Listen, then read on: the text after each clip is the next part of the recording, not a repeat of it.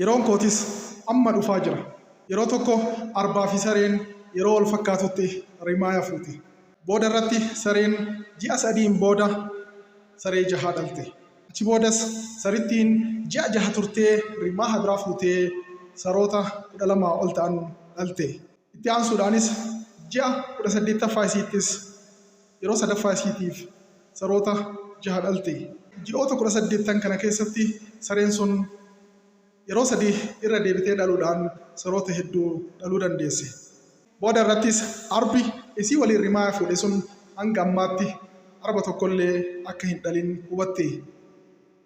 Arbicha bira deemtees akkana jetteen, dhuguma rimaa garaadha qabdaa? Yeroo jalqabaa waliin rimaa fuunee turre.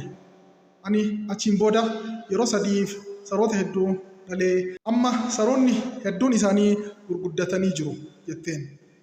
Arbichi sunis akkana jedhee deebiseef, eeyyan dhugaa keeti jalqabarraa rimaa waliin fuuni.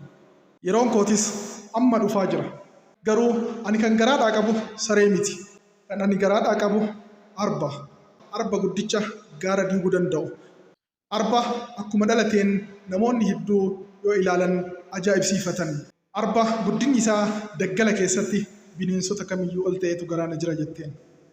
Eeyyan yeroo tokko tokko namoota waliin hojiilee wal fakkaatu kan bu'aansaa garagara ta'uu danda'u wal bira jalqabuu dandeenya. Hojiin nuti hojjennu yeroo nuti barbaannutti galma gahee arguu dhiisuu dandeenya.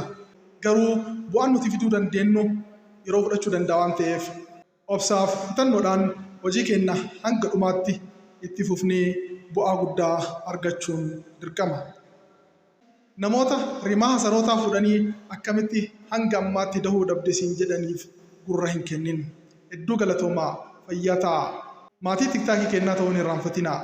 Yoo isinitti tole namoota biras akka gahu sheer gochuu hin irraanfatinaa.